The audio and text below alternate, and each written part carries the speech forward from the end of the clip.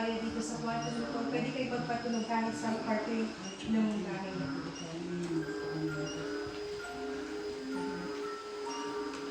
Ikaw po ba si sister? Nandito po ngayon na nakikipag-communicate sa akin. Pwede po kayo magpalilaw na kahit anong bola po.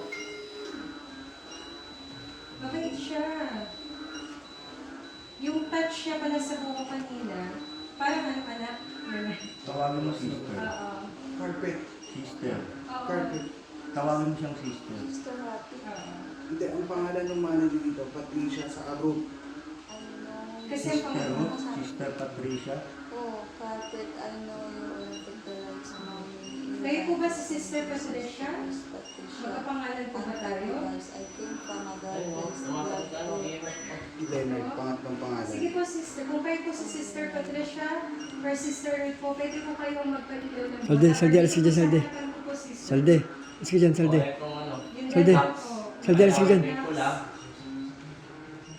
Kung ikaw si Sister Ikaw ang tuso ng camera. Patricia, Hindi naman Kayo nagawa. po ba si Sister Ruth?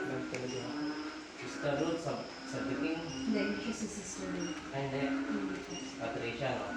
Kayo po si Patricia. Sister Patricia, pwede pong palakasin niyo po yung EMF. Oh. Oo. Okay. Next, Magkapangalan po pala tayo sister, no? Ruth Brown.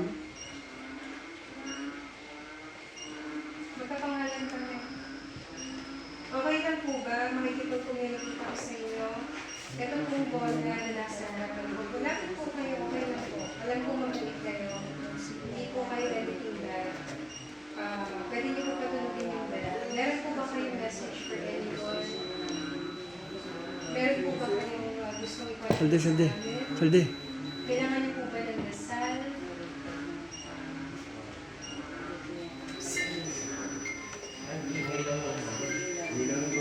So, kailangan ni sister ng dasal. Naramdaman ko, tumataas ang Tapos, balik ko. kung ano yung TMF, tapos sumunod yung music box. Thank you po, sister. Thank you so much po.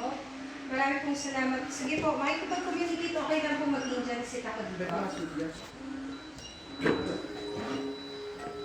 Makikipag-communicate ako sa inyo. Ito pong may means ko ng communication. Sige po, sister, kung kailangan niyo po ng dasal, okay lang po, nandito po ako. Tutulungan po kayo sa pagdasal. Naramdaman kayo. Tignan niyo yung anino doon sa wall.